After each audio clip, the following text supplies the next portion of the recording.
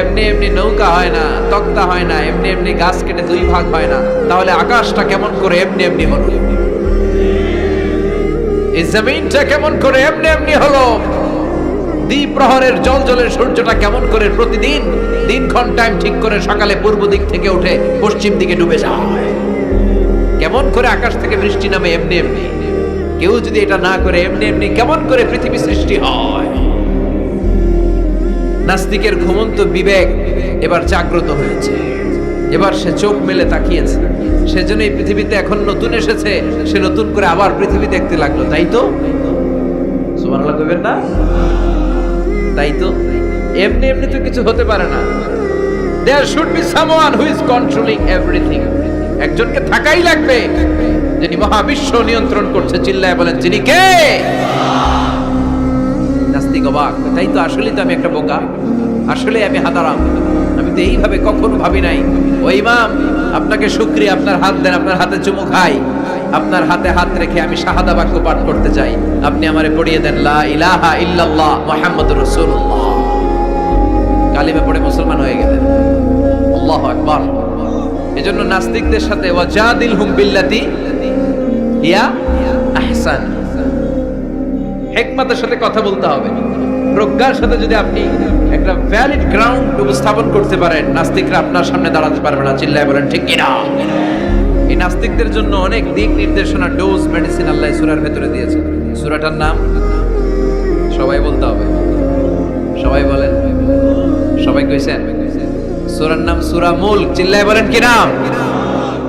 সূরাতুল মুলক।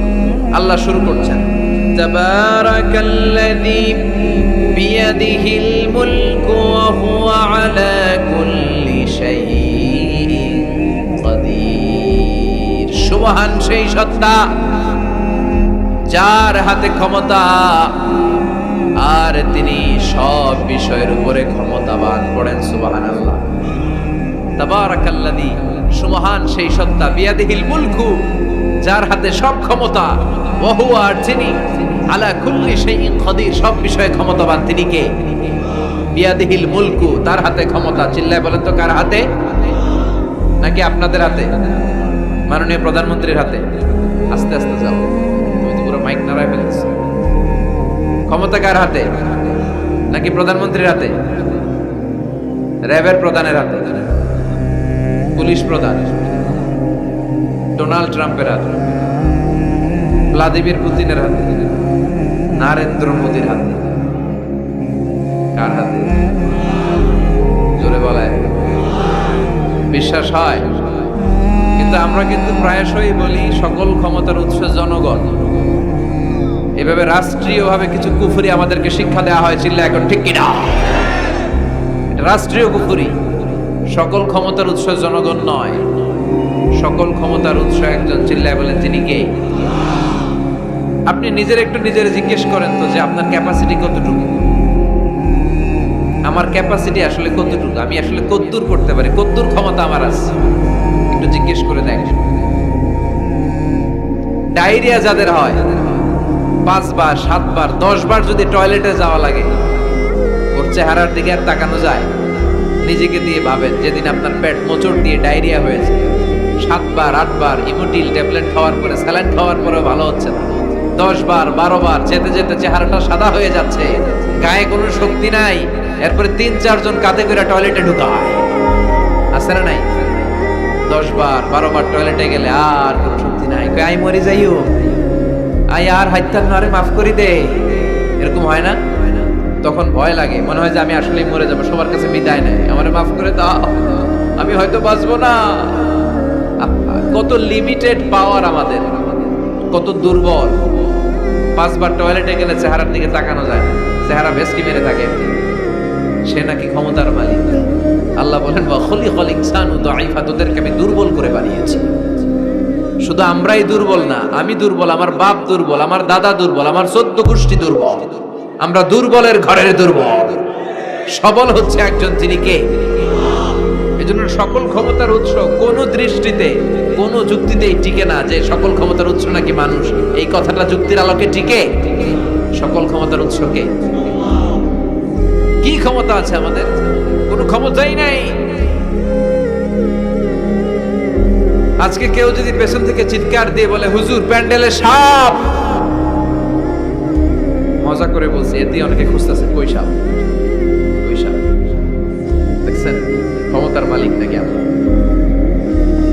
আর আসলেই যদি 3-4টা সাপ ফস করে এদিক দিয়ে ফানা তুলত, black mamba, king cobra, python, হ্যাঁ, এই সাপগুলো যদি ফস করে এখানে ঢুকতো, আপনাদেরকে খুঁজে পাওয়া যেত? এতক্ষণ স্লোগান চলে, এখন দৌড়। আসলে নাই সাপ বাদ দেন, ভাউয়া ব্যাং চিনেন অথবা কোলা ব্যাং? বাগেরহাটে কি বলে, কি করে? খালি লাফায়। 10টা ভাউয়া ব্যাং, 2টা স্টেজে আর 8টা প্যান্ডেল ছেড়ে দেওয়া হবে। অবস্থাটা কি হবে জানেন? ভাউয়া ব্যাং আর কি লাভ দিবে? এর চেয়ে বড় লাভ দিবেন আপনারা। এর চেয়ে বড় লাফাইতে লাফাইতে আমরা ভাগবো। এই হচ্ছে আমাদের অবস্থা। নিজেকে একটু জিজ্ঞেস করেন যে how much capacity I belong, কতটুকু ক্ষমতা আমার আছে। আহা, মাঝে মাঝে বাসে যখন আমরা চড়ি পেশাব চাপে না? কথা বুঝতেছে না বোধহয়। আমরা বাসে করে সফরে যাচ্ছি, পেশাব চাপে না? চাপে। ড্রাইভাররে অনুরোধ করার পরে ড্রাইভার বলে এই বাসের নিয়ম হচ্ছে ঢাকা টু কক্সবাজারে থামবে একবার। কয়বার? আরো 20 কিলোমিটার পরে ওইখানে থামানো হবে। ওই বেটার যান যায় যায় পেশাবের চাপে। এরকম পরিস্থিতিতে আমরাও জীবনে কালে ভদ্রে 2-1বার পড়েছি কিনা? ওই সময়ের কথাটা একটু খেয়াল করেন যে আপনার কি অবস্থা হয়েছিল তখন। সে নাকি ক্ষমতার মালিক, সে নাকি সকল ক্ষমতার উৎস, যার 10 মিনিটের পেশাব আটকে রাখার ক্ষমতা তার থাকে না। এজন্য মানুষ কখনো ক্ষমতার উৎস হতে পারে না। চিৎকার করে বলতে হবে সকল ক্ষমতার উৎস কে? কি দুর্বল! মশা কামড়াইলে মশারে ধরতে পারি না, মারতে পারি না, দৌড়। মশা ওইরা কই চলে যায় খুঁজেও পাই না। কুত্তা এম করে কামড়াইলে আমরা কুত্তারে কামড়াইতেও পারি না। কথা বলেন, অসহায় হয়ে তাকিয়ে থাকি। আহা, কি দুর্বল আমরা, কি দুর্বল! কোনো ক্ষমতা নাই। তুফান, ঝড়, জলোচ্ছ্বাস, ভূমিকম্প হলে টের পাওয়া যায় আমরা কত দুর্বল। বাগেরহাটে মনে ভূমিকম্প হয় না? হয়। মাঝে মাঝে মাঝরাতে 3টায় 4টায় ভূমিকম্প হয় না? লোকজন দৌড়, কেউ লুঙ্গি সহ দৌড়, কেউ লুঙ্গি ধুইয়া দৌড়। কারণ আগে জান বাঁচাতে হবে, এটা ফরজ। কি বিপদে আমরা পড়ে যাই, দৌড়। দুধের বাচ্চাটা পড়ে থাকে, ওরে কোলে নিয়ে দৌড় দিব, নাকি স্ত্রীকে ডাকবো, নাকি ভাড়াটিয়াদেরকে উঠাবো, নাকি ছাদ থেকে নিজেই লাফ দেব? ভূমিকম্প যখন শুরু হয়, আমেরিকায় যখন ভূমিকম্প শুরু হয়, ডোনাল্ড ট্রাম্প যে বিল্ডিং এ থাকে, ডোনাল্ড ট্রাম্প মনে হয় দৌড় দেন। কথা বলেন, আমাদের প্রধানমন্ত্রী যে বিল্ডিং এ থাকে, ওই বিল্ডিং এ যদি ভূমিকম্প হয়, কথা কন। আমি কই নাই, কিন্তু আপনারা কইছেন দৌড়। বাঁচার জন্য দৌড় দিতে হবে। আমি একটা ভিডিও দেখেছি, একটা টেলিভিশন প্রোগ্রামে, লাইভ প্রোগ্রাম চলছিল, সরাসরি সম্প্রচার। লাইভ বুঝেন? সরাসরি সম্প্রচারের প্রোগ্রাম। তো লাইভ প্রোগ্রাম, উপস্থাপক বসে আছে এদিকে, এদিকে অতিথিরা। ইন দ্য মিন টাইম শুরু হয়েছে ভূমিকম্প। উপস্থাপক মাইক থুইয়া দেয়, অতিথিরা ওঠে নাই, অতিথিরা বসে আছে, কারণ মেকআপ টেকআপ সব শেষ, ক্যামেরা রেডি। একটু পরে ভূমিকম্প আরো বেড়ে গেল, এবার অতিথিরাও দৌড়। কি অসহায়, কি দুর্বল! ভূমিকম্প যখন শুরু হয়, মানুষগুলো খালি দৌড়ায়, খোলা মাঠে যেতে চায়। বিল্ডিং টাওয়ার গুলো যেন গায়ের উপর থপাস করে না পড়ে বাঁচতে চায়। কি চায়? বাঁচতে চায়। যার বাঁচার জন্য লড়াই, ও নাকি ক্ষমতার মালিক। এটা বিশ্বাস করবে কেউ? কক্সবাজারে যখন তুফান শুরু হয়, জলোচ্ছ্বাস শুরু হয়, ওখানে একটা দ্বীপ আছে, পাহাড়ি দ্বীপ, নাম মহেশখালী। ওইখানে বৌদ্ধদের স্বর্ণ মন্দির আছে।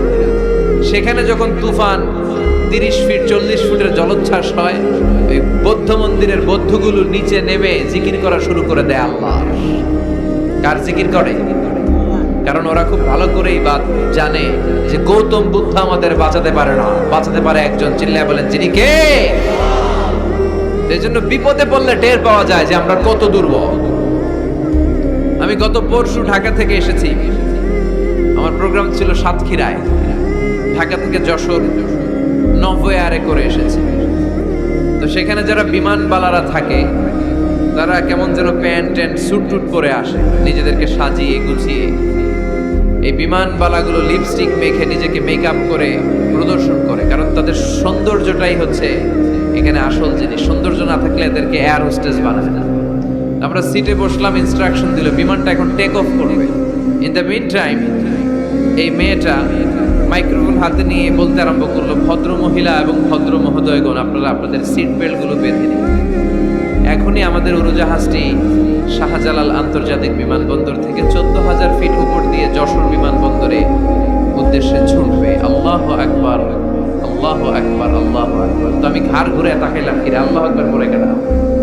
পরে তাকিয়ে দেখি ওই মেয়েই পড়তেছে, কাগজের মধ্যে লেখা। অবাক হলাম, যার চলাফেরা এরকম, বেশভূষা এরকম, এই মেয়েটা এখন আল্লাহু আকবার, আল্লাহু আকবার, আল্লাহু আকবার পড়ছে। আর পড়ছে শুদ্ধ অশুদ্ধ মিলিয়ে, সুবহানাল্লাযী সাখখারা লানা হাযা ওয়া মা কুন্না লাহু মুকরিনিন। আমি মিলাতে পারলাম না যে আল্লাহু আকবার পড়ে কেন। পরক্ষণে আমি বুঝলাম যে এইমাত্র বিমানটা গ্রাউন্ড ছেড়ে দিয়ে 14,000 ফিট উপরে উঠে যাবে। ওদের সবার খুব ভালো করেই জানা, ওই 14,000 ফিট উপরে আকাশের মাঝে আমাদেরকে বাঁচানোর কেউ নাই। কেউ আমাদেরকে, পুলিশ আমারে বাঁচাতে পারবে না, এয়ারলাইন্সের ম্যানেজার আমারে বাঁচাতে পারবে না, কোন সিকিউরিটি আমারে বাঁচাতে পারবে না, ফায়ার সার্ভিসের ওরা আমাকে বাঁচাতে পারবে না। ওই 14,000 ফিট উপর থেকে আমারে বাঁচাতে পারে একজন, চিল্লায় বলেন যিনি কে? এটা খুব ভালো করে জানে, হিসাবটা খুব সহজ। এজন্য ওঠার আগে আল্লাহু আকবার লাগে, আর নিচে নামলেই দুম্মা চলে দুম। আছে না নাই? নিচে নামলেই কুছ কুছ হোতা হ্যায়। কথা বলেন, বিমান থেকে নামলেই কুছ কুছ হোতা হ্যায়। বিমানে ওঠার সময় আল্লাহু আকবার, আল্লাহু আকবার। কি অবস্থা আমাদের, কতটুকু ক্ষমতার মালিক। আসলে আমাদেরকে আল্লাহ তেমন কোনো ক্ষমতাই দেয় নাই, ক্ষমতার মালিককে। সে আল্লাহ বলছেন, তাবারাকাল্লাযী বিয়াদিহিল মুলকু ওয়া হুয়া আলা কুল্লি শাইইন কাদির। সুমহান সেই সত্তা যার হাতে ক্ষমতা। চিল্লায় বলেন ক্ষমতা কার হাতে? তিনি আজীবন ধরে ক্ষমতার চেয়ারে আসীন, তার ক্ষমতার চেয়ার কেউ কেড়ে নিতে পারবে না। কথা বলেন, কথা কয় নাকি? বিএনপির ক্ষমতার চেয়ার কেড়ে নেয় আওয়ামী লীগ, আওয়ামী লীগের ক্ষমতার চেয়ার কেড়ে নেয় বিএনপি। এগুলো আমরা দেখছি না? এখন অবশ্য লম্বা সময় ধরে বাংলাদেশ আওয়ামী লীগ ক্ষমতার চেয়ারে আছে। হয়তো কোনো কারণে আওয়ামী লীগের পর আবার নতুন কোনো দল ক্ষমতায় আসতে পারে কি পারে না। এভাবে পৃথিবীর রদবদল হয়। আজীবনের জন্য কেউ ক্ষমতার চেয়ারে বসে থাকতে পারে একজন ছাড়া। তিনি কে? আল্লাহ। সেই যে ক্ষমতার চেয়ারে বসছে, কেউ আল্লাহর ক্ষমতার চেয়ার কেড়ে নিতে পারবে? চিল্লায় বলেন পারবে? এই পৃথিবীতে যারা ক্ষমতায় আসে তাদের কারো ক্ষমতার মেয়াদ 5 বছর। এই যে বাংলাদেশ আওয়ামী লীগ নতুন করে ক্ষমতায় এলো, মেয়াদ কয় বছর? কথা বলেন, 5 বছর। কোন কোন দেশে 10 বছর। আল্লাহ যে ক্ষমতার চেয়ারে বসছে, আল্লাহর ক্ষমতার মেয়াদ কয় বছর? 20 বছর। কি কয়? হ্যাঁ, 50, 100 বছর। কয় বছর? আজীবন মেয়াদ। সুবহানাল্লাহ কইবেন না? হুয়াল আউয়াল ওয়াল আখির ওয়াল যাহির ওয়াল বাতিন ওয়া হুয়া বিকুল্লি শাইইন আলীম। আল্লাহ বলে, আমি প্রথম, আমি শেষ, আমি গোপন, আমি প্রকাশ্য। আমি চিরকালের জন্য ক্ষমতার চেয়ারে বসেছি, কোনোদিন এই চেয়ার আমি ছাড়বো না। ঠিক কি না? উনি আজীবন ক্ষমতার মালিক। উনি শুরু থেকে আছেন, শেষ পর্যন্ত থাকবেন। সুবহানাল্লাহ পড়ে। আমার কথা কি বোঝা যাচ্ছে? বুঝতে পারতেছেন? পৃথিবীর অনেক দেশে আবার ডেমোক্রেটিক সিস্টেমে ভোটে জিতে ক্ষমতায় আসতে হয়। যেমন আমাদের দেশ ডেমোক্রেটিক কান্ট্রি, ভোট যার বেশি ক্ষমতা তার বেশি, ভোট পেয়ে ক্ষমতায় আসে। তো আল্লাহ তো ভোটে জিতে মনে হয় ক্ষমতায় আসছিল না, ভোট ছাড়া আসছে, কারচুপি করে আসছে। হ্যাঁ, অনেক দেশে রাজতন্ত্র, মোনার্কি সিস্টেম, রাজার পোলা রাজা। আল্লাহর বাবা ছিল রাজা, এই জন্য আল্লাহও রাজা। কথা বলে, আল্লাহ বলে না, ভোটে জিতে আমার ক্ষমতার চেয়ারে বসা লাগে নাই। আমার বাবা নাই, আমার ছেলে নাই, আমার কেউ নাই, আমি একাই সব ক্ষমতার মালিক। আমি চিরকালের জন্য এই ক্ষমতার চেয়ারে বসা, চিরকাল। আজীবন তিনি ক্ষমতার চেয়ারে থাকবেন। আবার অনেক সময় দেখা যায় ক্ষমতায় যেতে হলে অন্যান্য পার্টির সাথে কোয়ালিশনে যেতে হয়, শরিক বানাতে হয়। আল্লাহর ক্ষমতায় তো শরিক আছে না? আছে। আল্লাহ বলেন ওয়ালাম ইয়াকুল্লাহু শারীকুন ফিল মুলক, আমার ক্ষমতায় কোনো পার্টনার নাই, কোনো শরিক নাই। তোদের মতো আমি কারোর সাথে জোট করি নাই। জোট ছাড়া, শরিক ছাড়া, কোয়ালিশন ছাড়া আমি ক্ষমতার চেয়ারে বসা। আজীবন আমার ক্ষমতার মেয়াদ, কেউ আমার ক্ষমতার চেয়ার থেকে নামাতে পারবে না। পৃথিবীর অনেক দেশের এরকম নমুনা আমরা জানি। আন্দোলন করে সরকারকে ক্ষমতার চেয়ার থেকে নামানো হয়, আছে না নাই? গণ অভ্যুত্থান করে চেয়ার উল্টে দেওয়া হয়, মিলিটারি কু হয়, ক্ষমতার চেয়ারে আর থাকা যায় না। তো আমরাও যদি সবাই মিলে একটা আন্দোলনে নামি, তাহলে আল্লাহর ক্ষমতা শেষ। কি বলে? আমরা 700 কোটি মানুষ, আমাদের সাথে পারবে আল্লাহ? 700 কোটি মানুষ আন্দোলন করলেও আল্লাহর নামাতে পারবে না? বুঝে শুনে উত্তর দিয়েন। 700 কোটি কিন্তু পারবে? পারবে? আচ্ছা, জিন জাতিরা যদি বলে, জিনেরা তো আমাদের চেয়েও পাওয়ারফুল, তারা যদি বলে ও মানব জাতি আমরাও তোদের সাথে আছি, আল্লাহরে মানি না, মানুষ জিন ভাই ভাই, আল্লাহর আর রক্ষা নাই, তাহলে আল্লাহর ক্ষমতা শেষ? তাও না। কি বলে? কি বলে? আচ্ছা, ফেরেশতারাও যদি বলে যে আমরাও আল্লাহরে আর মানছি না, আমরা জিনেরা মানুষেরা 3 দলীয় জোট, 3 দলীয় জোট হলেও পারবে না। আল্লাহ বলে গোটা বিশ্বের সবাই মিলে যদি আমার বিরুদ্ধে আন্দোলনে লেগে যাস, আমার ক্ষমতার 1 ইঞ্চিও কমাতে পারবি না। এজন্য রাব্বুল আলামিন বলেন তাবারাকাল্লাযী বিয়াদিহিল মুলকু ওয়া হুয়া আলা কুল্লি শাইইন কাদির। সুবহান সেই সত্তা যার হাতে ক্ষমতা, ক্ষমতা কার হাতে? ওয়া হুয়া আলা কুল্লি শাইইন কাদির, তিনি সব বিষয়ের উপর ক্ষমতাবান। তিনি কে? তিনি চাইলে পাহাড়কে দরিয়া করতে পারে, তিনি চাইলে দরিয়াকে পাহাড় করতে পারে, তিনি চাইলে ধনীকে গরিব করতে পারে, গরিবকে ধনী করতে পারে, তিনি চাইলে সম্মানিতরে অপমানিত করতে পারে, আবার চাইলে অপমানিতরে সম্মানিত করতে পারে। তিনি কে?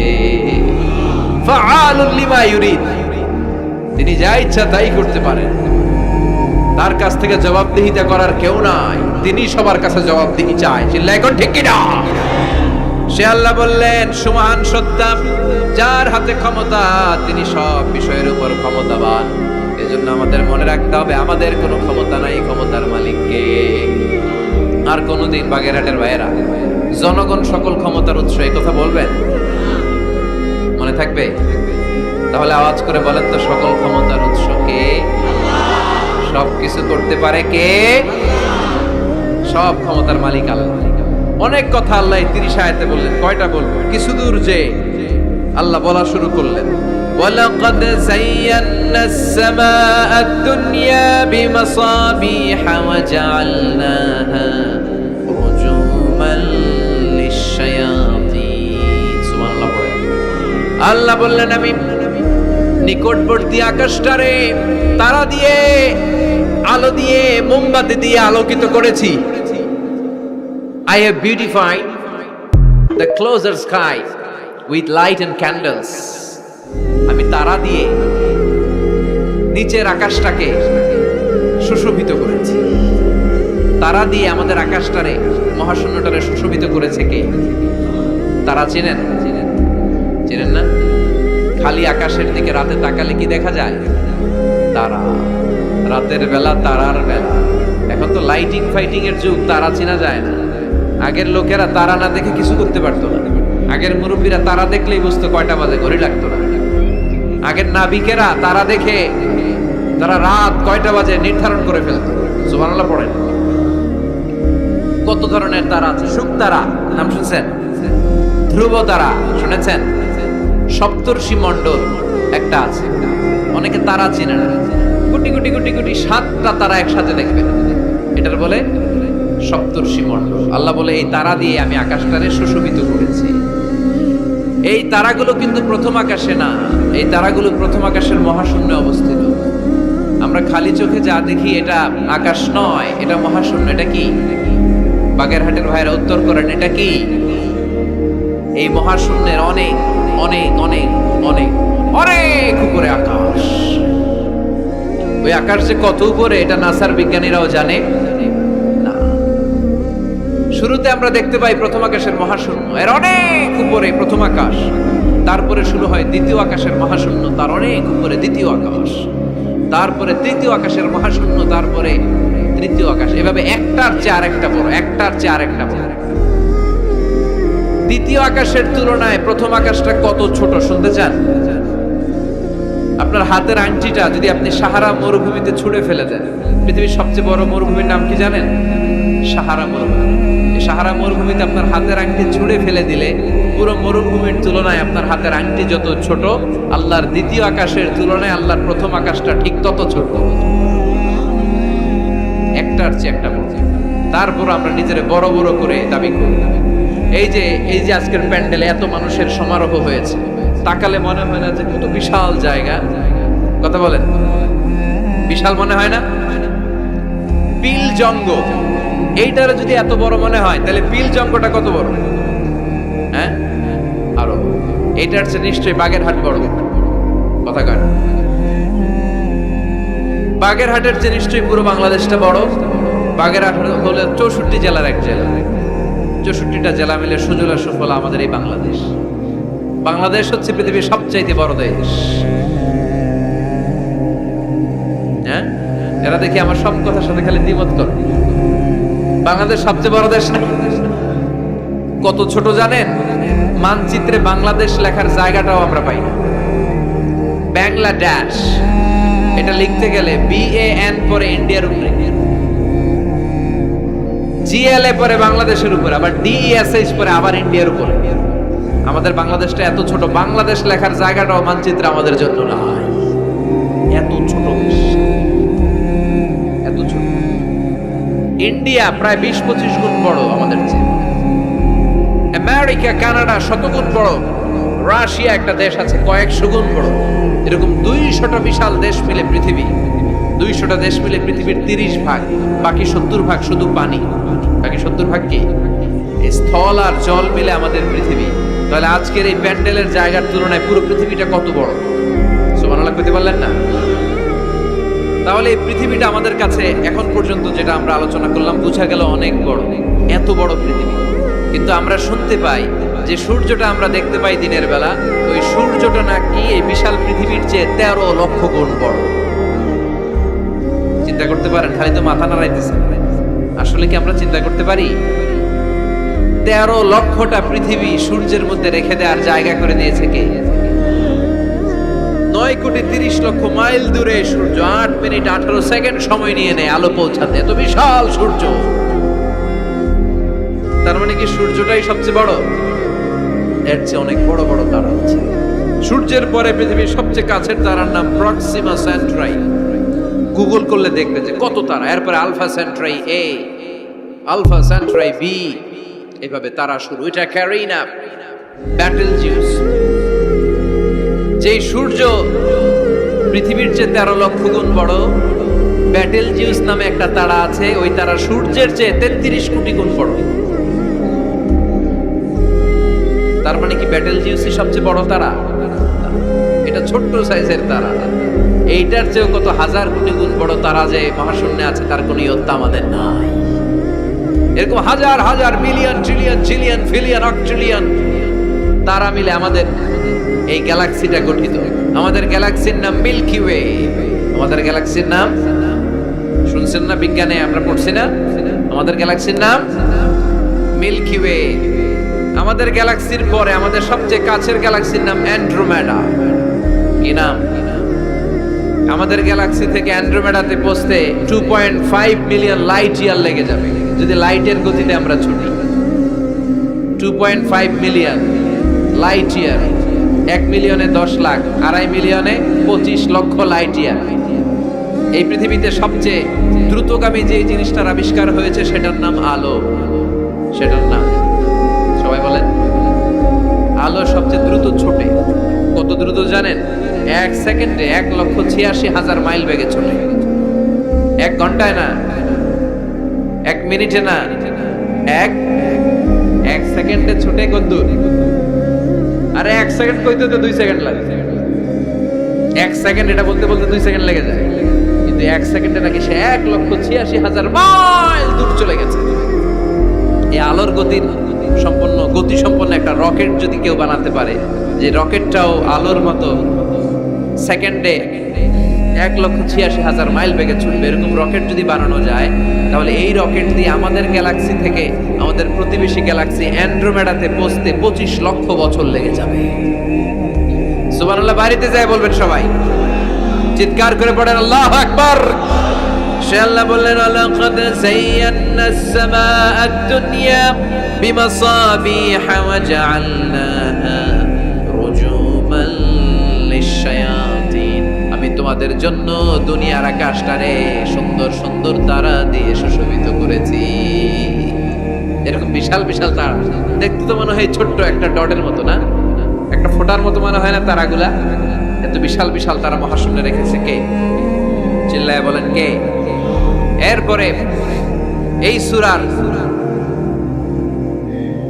মাঝে মাঝে এসে আল্লাহ বললেন হুয়াল্লাযী জাআলা লাকুমুল আরদা যালুলান ফামশু ফী মানাকিবিহা ওয়া কুলু মির রিজকি ওয়া ইলাইহিন নুশুর। আল্লাহ বলে আমারে তোরা চিনিস না, চিনে নে, আমি হলাম এমন সত্তা, আমি তোমাদের জন্য জমিনটারে সমতল বানিয়ে দিয়েছি, তাই যেখানে মন চায় তোমরা সুন্দর করে হেঁটে হেঁটে যেতে পারো। তার মানে এই নয় যেখানে খুশি সেখানে যাবা, শেষকালে আমার দিকে ফিরে আসতে হবে, ঠিক কি না? মিনহা খালাকনাকুম ওয়া ফিহা নুঈদুকুম ওয়া মিনহা নুখরিজুকুম তারাতান উখরা। মাটি থেকে বানালাম, মাটির কবরে পাঠালাম, আবার মাটির কবর থেকে আমাদেরকে উঠাইয়া দিবে কে? আল্লাহ বললেন যালুলান, আমি জমিনকে বানিয়েছি সমতল। আরেক আয়াতে বললেন হুয়াল্লাযী জাআলা লাকুমুল আরদা ফিরাশা, আমি জমিনকে বানিয়েছি বিছানা। সমান সমান না হলে আজকের প্যান্ডেলে কিন্তু সুন্দর করে আপনারা বসতে পারতেন। কথা বলেন না? প্যান্ডেলের এদিকে উঁচা, এদিকে নিচা, এদিকে খাড়া, এদিকে তেড়া, এদিকে গর্ত, এদিকে ভাঙ্গা, এরকম হইলে আজকে প্যান্ডেলটা সমান হইতো? এই সমান করে দিছে কে? আমরা যখন বিমানে চড়ি, বিমানের জানলা দিয়ে নিচে তাকালে দেখা যায় আল্লাহ কেমন মনে হয় যে সবুজ কার্পেট বিছাই দিছে। সুবহানাল্লাহ কইতে পারলেন না? আবার আল্লাহ বলে সবুজ কার্পেট থেকে মনে করো না যে তোমরা বেঁচে গেলা, এই সবুজ কার্পেটের ভেতরে আগুন আছে না নাই? আমরা যে পৃথিবীর উপরে লাঙ্গল দিয়ে হাল চাষ করি, গাছ লাগাই, হেঁটে চলি, এই মাটিটার নিচে আগুন আছে। কি আছে? বিশ্বাস হয় নাকি আজগুবি কথা লাগে? রূপ কথা মনে হয় না? এই পৃথিবীর মাঝখানে আছে আগুন, জ্বলন্ত আগুন। আল্লাহ কোরআনে কসম কেটেছেন ওয়াল বাহরিল মাসজুদ, ফুটন্ত টকবকে সাগরের পানির কসম। আমেরিকান নেভাল একাডেমির সায়েন্টিস্টরা তারা হিসাব মিলাতে পারে না, সাগরের পানি দেখি ঠান্ডা, কিন্তু আল্লাহ কয় ফুটন্ত টকবকে সাগরের পানির কসম। এই গরম আল্লাহ পাইলো কই? তারা ভাবলো নিশ্চয়ই ভিতরে গরম আছে, নাইলে গরম আসলো কোত্থেকে? দেখি তো কোরআনের কথা সত্য কিনা। তারা সবসময় কৌতূহলী, এই কৌতূহলই তাদেরকে মহাবিশ্বের সুপার পাওয়ারের আসনে আসীন করেছে। আমাদের কোনো কৌতূহল নাই, আমগো আছে ফতুয়াবাজি। কথা কন, আমি তবলিগ, বাকি সব কাফের। আমি জামাত ইসলাম, বাকি সব মুনাফিক। আমি আহলে হাদিস, বাকি সব ঈমান হারা। কথা কন, এই গুতাগুতি আছে না নাই? ফতুয়াবাজি আছে না নাই? একজনের পিছনে আরেকজন আছে না নাই? কি কারণে যে ফতুয়াবাজি করে, গীবত করে লেগে থাকে আল্লাহই জানে। এরা কি বুঝে এগুলো করে আল্লাহই জানে। খালি ফতুয়াবাজি, খালি গীবত, কেউ কারো ভালোটা দেখতে পারে না। একজন দাওয়াতি কাজ করতেছে, হকের কথা বোঝাচ্ছে, হাজার হাজার মানুষ তার স্পষ্ট ভাষা আর সহজ সাবলীল ব্যাখ্যার কারণে ইসলামের সৌন্দর্য খুঁজে পেয়েছে, কিন্তু তারেও ঠ্যাং ধরে নিচে নামাতে চায়।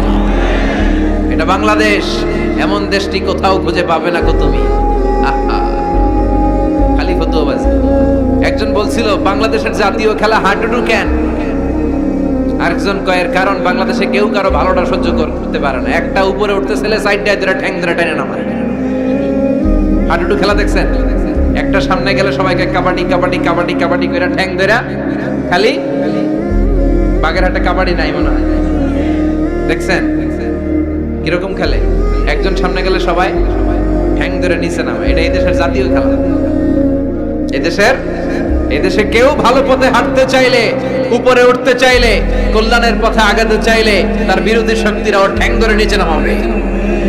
কেউ কারো ভালোটা সহ্য করতে পারে? আর ফতুয়াবাজ, তুই কাফের, তুই মুনাফেক, তুই মুশরিক, তোর দাদা কাফের, তোর শ্বশুর কাফের, তোর বেয়াই কাফের। ওই কাফের বেয়াই মারা গেলে ওরে যেখানে কবর দেয়া হবে, ওই কবরের উপরে যে ঘাস উঠবে, ওই ঘাস যে গরু খাবে, ওই গরুর যে দুধ খাবে, ও কাফের। কথা কন, খালি ফতুয়াবাজি। এই ফতুয়াবাজি থেকে আল্লাহ তুমি আমাদেরকে বাঁচাও। আমরা যেন হৃদয়টা প্রশস্ত করে একে অপরকে মুসলিম ভাই মনে করে বুকে টানতে পারি। আমরা খালি পিছাই, সর। বিশ্বনবী আসছে কাছে টানার জন্য, আমরা খালি পিছাই, খালি অন্যের দোষ খুঁজি। নিজের মধ্যে যে কত দোষ, নিজের মধ্যে দোষের শেষ নাই, ওইদিকে কোনো চিন্তা নাই।